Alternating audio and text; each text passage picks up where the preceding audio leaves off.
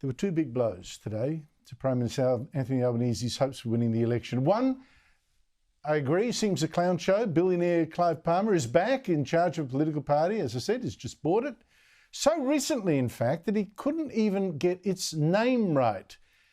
Clive, it's the trumpet, not trumpets, trumpet of patriots.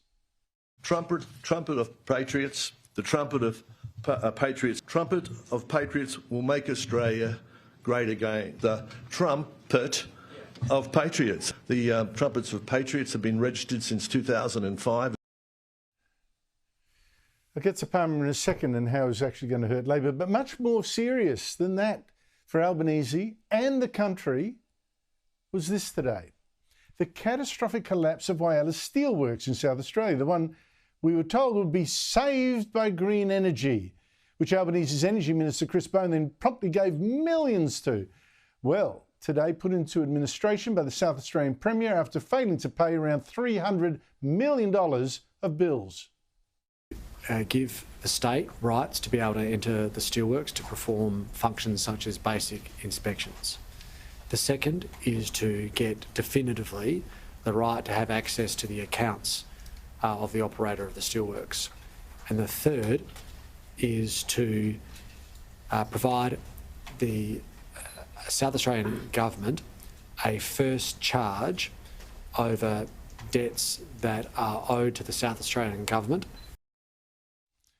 Now, this disaster finally has to tell every Australian that Labor's climate schemes are ruining this country, as I've tried to warn for months, years, and they must be scrapped now. This collapse is utter humiliation for Malinauskas and also for Chris Bowen, who's almost deranged by his global warming obsession.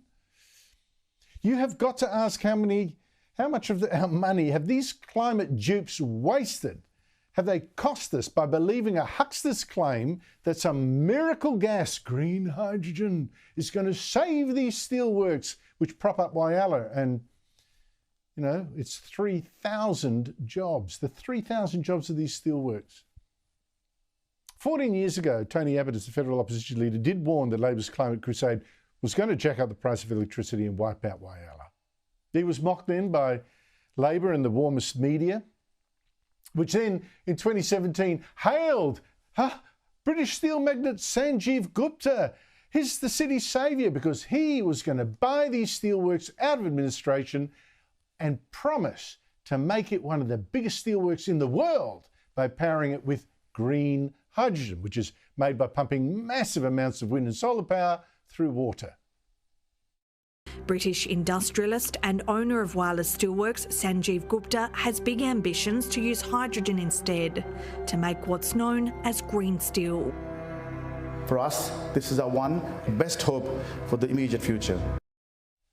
Now, you know the trick now. I mean, as soon as you mention green energy, especially green hydrogen, you can play Chris Bowen like a fiddle. I mean, he and Anthony Albanese as well, they actually think green hydrogen will be our salvation, our future as a clean energy superpower. Our green hydrogen future is fundamental to that clean energy future. Now, these guys seem not to know or care that green hydrogen is ridiculously expensive and has not been proven to work at scale anywhere, which is why a lot of investors here are now walking away from it, even Andrew Forrest.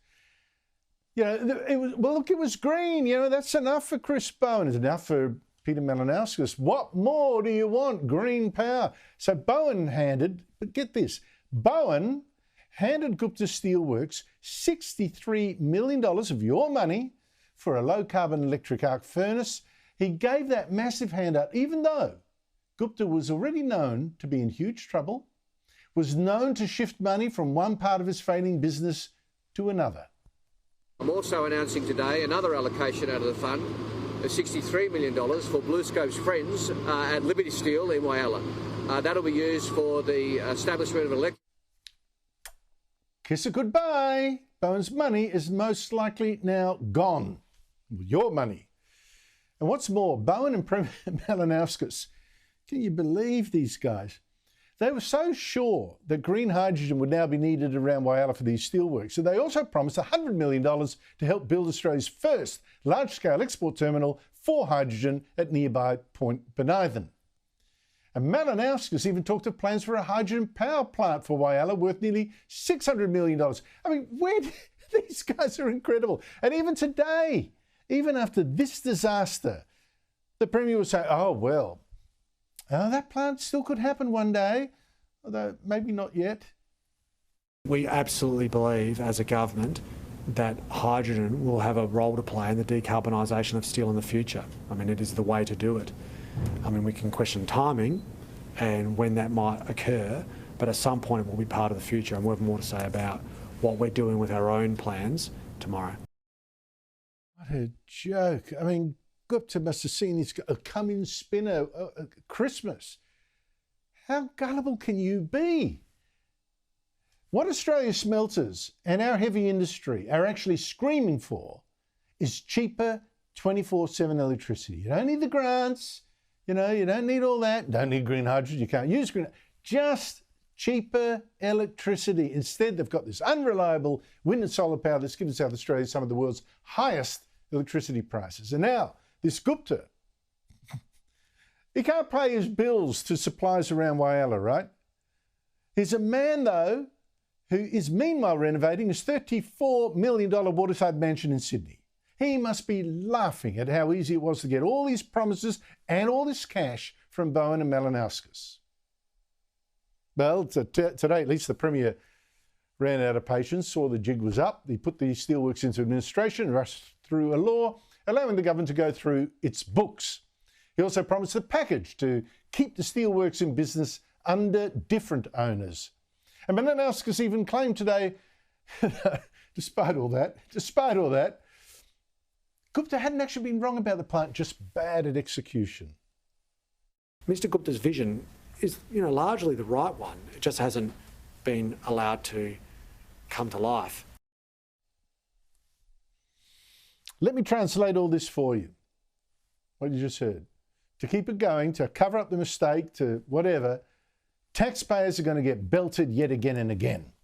And that's not all. That's not all. Port Benithan's hydrogen dream, that is almost certainly doomed as well. And that money gone, a portion of it. A broke steelworks simply cannot afford green hydrogen. And Malinauskas has already admitted that no green hydrogen at the steelworks probably means no hydrogen plant at Port Benithan either. But did anyone see Energy Minister Chris Bowen today? I mean, normally, give him a camera, he'll film himself if he has to. Gone missing today, now that another of his green schemes, particularly another of his green hydrogen schemes, has hit the wall.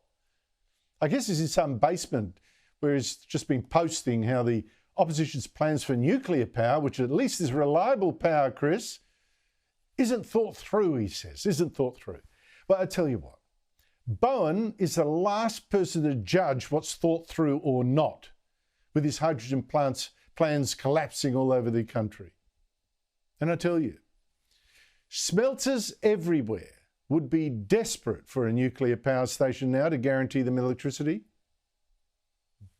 Bowen, Malinauskas, how can the country be run like this on wild green dreams?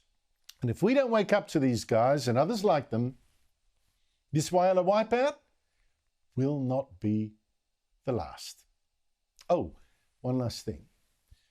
This is such a rolled gold disaster that the Prime Minister will fly to Whyalla tomorrow to tell the workers something